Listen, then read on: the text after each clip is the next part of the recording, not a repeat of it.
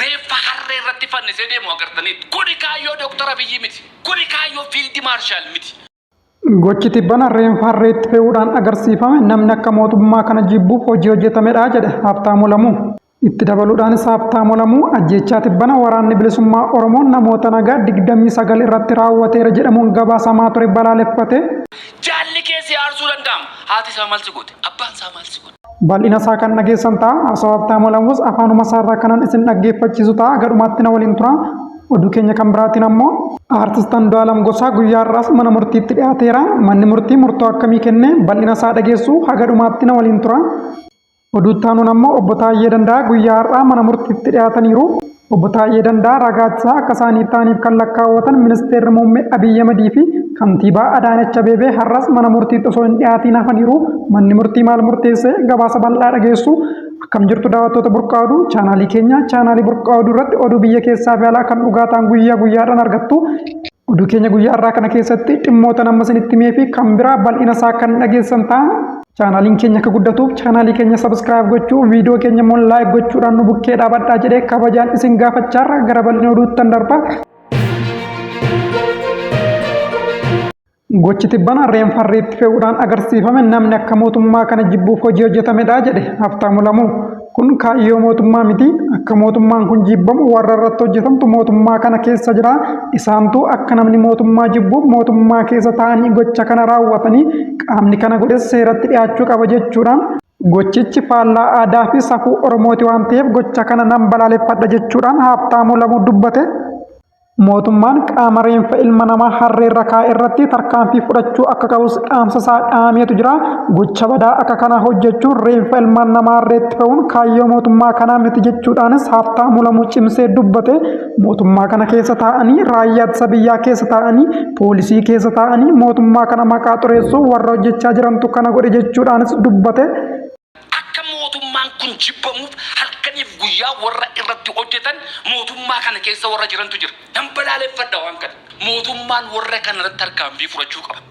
Gama biraatiin immoo Wallagga Bahaatti miseensonni waraana bilisummaa Oromoo ajjeefamuu hordofee haleellaa haaloo ba'uu raawwatame lubbuun namoota 29 darbuu isaas Habtaamuu Lamuu balaaleffate.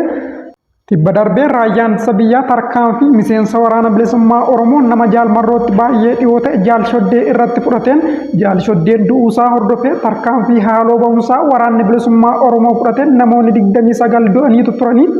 Haleellaan kunis kan gaggeeffame namni Maammoo Hundee Hirphoo jedhamu kan kanaan dura miseensa waraana bilisummaa Oromoo ture. Waraana bilisummaa Oromoo keessaa bahee kan ture yeroo ta'u namni kun ajjechaa jaalshoddee keessatti hirmaannaa qaba jechuun shakkuu irraan kan ka'e maatii fi firoota isaa namoota 29 irratti tarkaanfii haaloo ba'uusaa waraanni bilisummaa Oromoo fudhateen lubbuun isaanii darbeera. Habtaamuu Lamuus akka kana jechuudhaan gocha kana balaaleffate.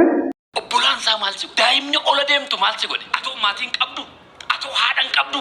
Jaalle abaluun, jaalle abaluun, obbo abaluun, maaloo abaluun akkanna godheera jettee maatii namaa irratti gaafa dhattee tarkaanfii fudhattu. Atoo lafa keessa ol baatee maatiin qabdu. Ani waggaa 40 olin biyya lafaa kanarra jira. Dhagee hin beeku.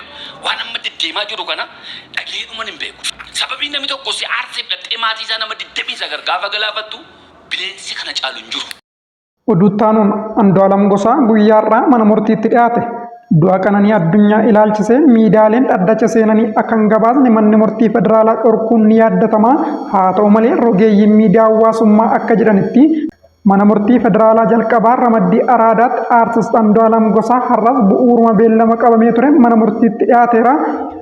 Oolmaa dhaddachichaa irrattis poolisiin qorannoon xumuramaa jiraachuu ibsuudhaan ragaan yaadannoo guyyuu yookiin diyeerii miidhamtuu kan ishee ta'uu mirkaneessu ashaaraan akkasumas xiinxalli barreeffamichaa hagammaatti poolisii akka hin qaqqabnes himeera.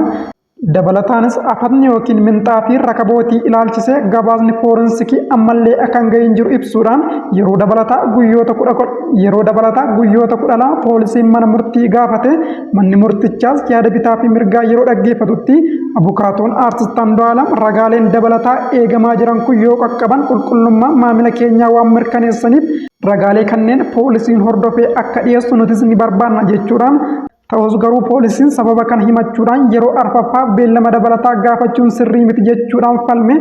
Dabalataanis poolisiin qorannoo hagammaatti raawwateen maamilli koo kun yakkatti yakkame kana raawwachuusaa waan agarsiisu ragaa tokkollee waan irra ga'e waan hin qabneef Artist Andu'aalam mirgi wabii eegamee fi yookiin immoo galmeen cufame maatii isaatti akka makamuu qabu jechuudhaan gaafatanii manni murtichaas bitaan mirga erga dhaga'ee booda beellama xumuraa jechuun yeroo qorannoo dabalataa guyyoota 10 poolisiidhaaf heeyyameera. Oduuttaanu poolisiin federaalaa waraqaa waamichaa muummee ministeera Abiyyii fi Aadde Adaanachiif akka geessu manni murtii akka ajaju hime.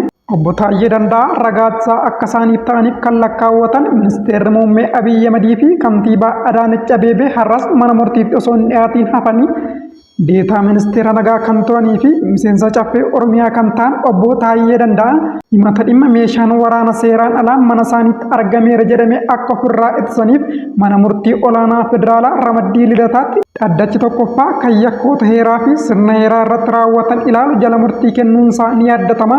Haaluma kanaan ragaalee ittisaa obbo Taayyeen lakkaawwatan 5 keessaa 2 Komishineerri Jeneraalaa Ittaanaa Malaakuu Faantaa fi Ministeera Nagaa kan turanii fi yeroo ammaatti Ameerikaatti ambaasaadara Itoophiyaa ta'uun hojjechaa kan jiran Binaalf Andu'aalam akka lakkoofsa Itoophiyaatti 9 bara 2017 dhaddachatti dhiyaachuun jecha ragummaa isaanii kennaniitu turanii.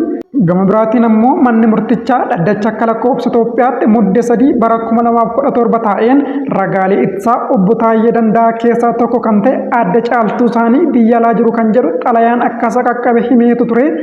Haa ta'u malee ragaaleen ittisaa hafan beellamaawwan darban dabalatee har'as mana murtiitti otoo hin dhiyaatiin hafanii dhaddacharra taa'een manni murtichaa waraqaa waamichaa muummee ministeera Abiyyii fi kantiibaa Adaanechiif ergullee isaan argachuu akka hin dandeenye hime. Ogeessi poostaa aangawoota lamaaniif xalayaa waamichaa geessuu deeme xalayichatti kennuu akka hin dandeenye gama riijistiraala mana murtichaan deebiin akka kennameef dhaddachi himeera. Kanaafis xalayaan waamichaa gama poolisii federaalaatiin muummee ministeera Abiyyi Ahmedii fi kantiibaa Adaanech Abeebeef akka qaqqabu akka taasisu manni murtichaa himeera. Haa ta'u malee obbo Taayyee Danda'aa fi abukaatonni yaada gama mana murtichaatiin falmuudhaan dhimmichi dhimma ogeessa poostaa osoo hin taane dhimma mana murtii akka ta'e kaasanii ragaaleenis waamicha mana murtii hin fudhannu jedhan taanaan manni murtichaa gara tarkaanfii ittaanuutti deemu akka qabus dubbatanii. Haa ta'u malee manni murtichaa ragaalee ittisaa eeramanii waraqaa waamichaa gama poolisii federaalaan akka geeffamuuf akka taasifamu himuun waxabajjii 30 bara 2017tti beellama haaraa qabeetu jira. Gama biraatiin ammoo iyyata obbo Taayyeen dhiittaa mirgoota namoomaa anaa fi maatii koo irratti raawwatame naaf yaa qoratamu jechuun iyyatan ilaalchisee Komishiniin mirgoota namooma Itoophiyaa bu'aa qorannoo isaa mana murtiif kan dhiyeesse yommuu ta'u, obbo Taayyeen gabaasa komishinichaa irratti komii qabaachuu gaafatamanii komii tokkollee akka hin qabne himanii kanumaan bira darbuudhaan oduu gama Tigraay irraa nu qaqqabettan darbaa.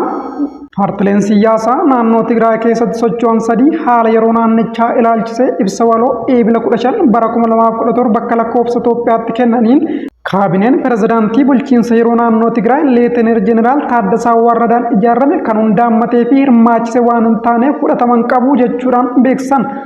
Paartileen 3 paartii bilisummaa Tigraay, Arannaa Tigraay fi Baayitoonaa Tigraay ibsa waloo kennaniin bulchiinsi yeroo Leetenaal Jeneraal Taaddasaan hundeeffame humnaan gara aangootti dhufe jennee amannaa jedhan.